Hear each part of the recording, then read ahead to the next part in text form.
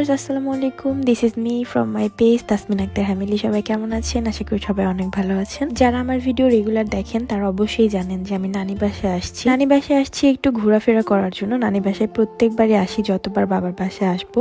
আর এদিকে আব্বু ফোন করে বলতেছে যে স্টেডিয়ামে খেলা আছে, সংগ্রামীকে নিয়ে তাড়াতাড়ি চলে আয়। স্টেডিয়ামের গেটে আমাদের পাবনা জেলার সহকারী পরিদর্শক মোহাম্মদ মিনহাজ স্যারের সাথে দেখা হয়ে গেল। স্যার আসলে অনেক ভালো মনের একজন মানুষ। সে সংগ্রামীকে দেখে অনেক খুশি হয়েছিল আর সংগ্রামীকে কোলে নিয়ে বলল যে তোমার ভিডিও আমি রেগুলার দেখি। আর এই তো চলে আসলাম আমাদের পাবনা স্টেডিয়ামে। আগে ছোটবেলায় কত আসছি আমাদের স্টেডিয়ামে, কত খেলছি, কত পরিশ্রম করছি।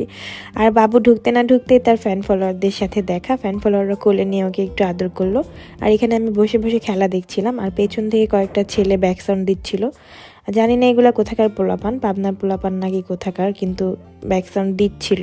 আর আমি ক্যামেরা ধরছি, বলতেছিলাম যে বলেন এখন কি বলবেন, তখন মুখে হাত দিছে সবাই। আপনারা যারা চুল পড়া বন্ধ করতে চাচ্ছেন, চুল অনেক সিল্কি করতে চাচ্ছেন, ঘন করতে চাচ্ছেন আর লম্বা করতে চাচ্ছেন, তারা আমাদের হেয়ার প্যাক হেয়ার অয়েলটি নিতে পারেন। কারণ আমাদের হেয়ার প্যাক হেয়ার অয়েলে আছে প্রায় 35টার মতো অর্গানিক উপাদান, যেটা ইউজের ফলে আপনার মাথার গোড়া থেকে চুল গজাবে, নতুন চুল, আর আপনার চুলকে করবে লম্বা, সিল্কি এবং ঘন। আর হ্যাঁ, আমাদের ফুল প্যাকেজের উপর কিন্তু চলছে আকর্ষণীয় ছাড়। আপনারা যদি ফুল প্যাকেজ অর্ডার করেন তাহলে ডেলিভারি চার্জ ফ্রিতে পেয়ে যাবেন। তাহলে দেরি না করে এখন অর্ডার করে ফেলুন। আমি পেজটি ক্যাপশনে মেনশন করে দিচ্ছি।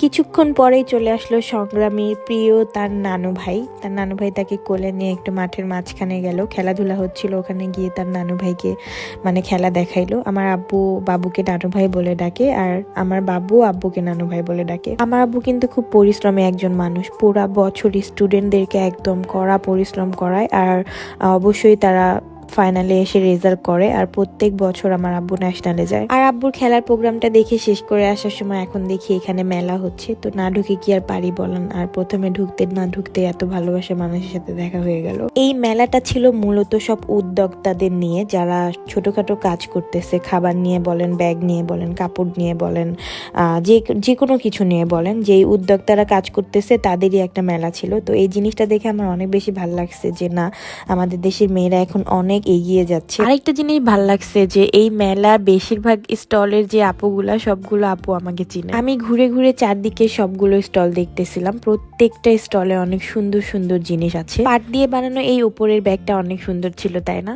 কিন্তু আমি আজকে কি প্রমিস করছি জানেন? যে আমি আজকে প্রমিস করছি এখানে এসে একটা জিনিসও কিনবো না, শুধু এমনি দেখার জন্য ঢুকছি। তাও ঢুকে কেক টেক খেয়ে প্রায় 500 টাকা শেষ। আর এই ড্রেসটা দেখে অনেক ভালো লাগতেছিল আর অনেক কম দাম ছিল, যার জন্য আমি ড্রেসটা রেখে আসতে পারলাম না। সাথে মামাতো বোন ছিল, মামাতো বোনের জন্য ড্রেসটা নিয়ে নিলাম। জানেন ড্রেসটার দাম কত? মাত্র 250 টাকা। আর ফেব্রিক্স ছিল জর্জেটের মধ্যে লেস দিয়ে কাজ করা। আরে ভাই রে ভাই, কিনবো না যতই বলি, মেলায় আসলে কি না কিনে থাকা যায়। রিসেন্ট একটা শাড়ি নিয়েছে একটা পেজ থেকে, সেই শাড়ি পরে আমি কালকে রাতে ভিডিও আপলোড করবো রাত 10টার সময়। সবাই কিন্তু আমার শাড়ি পরা ভিডিও দেখার জন্য অবশ্যই পেজটি ফলো দিয়ে রাখবেন।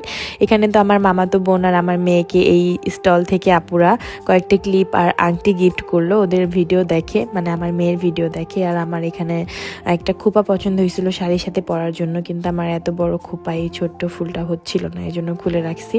আর ওই মালাটা নিয়েছিলাম, তো মালাটা পরবো কিনা আমি জানি না, যদি শাড়ির উপর ভালো লাগে তাহলে পরবো।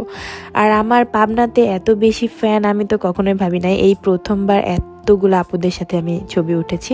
যে আপুগুলা ভিডিও শেয়ার করতে দিয়েছে, মানে সবগুলো আপুকে বলেছি যে আপু ভিডিও শেয়ার করা যাবে কিনা, তো যারা বলেছে যে ঠিক আছে করা যাবে, তাদের ভিডিওগুলো আমি আপনাদের সাথে শেয়ার করলাম। আর আপনারা সবাই জানতে চান যে আমার ভিডিওর ক্যামেরাম্যান কে থাকে। আসলে আমার ভিডিওর ক্যামেরাম্যান কে থাকবে বা কে থাকে আমি সেটা নিজেও জানি না, কারণ যখন যাকে পাই তাকেই দাঁড় করায় দেয়। আর বাসায় আসলে বেশিরভাগ ভিডিও আমার আম্মু করে দেয়। কিছু কিনবো না করে প্রায় 2000 টাকা শেষ করে ফেলেছি। দূর চাই আর কখনো মেলায় আসবো না। আপনারা সবাই ভালো থাকবেন, সুস্থ থাকবেন, আল্লাহ হাফেজ।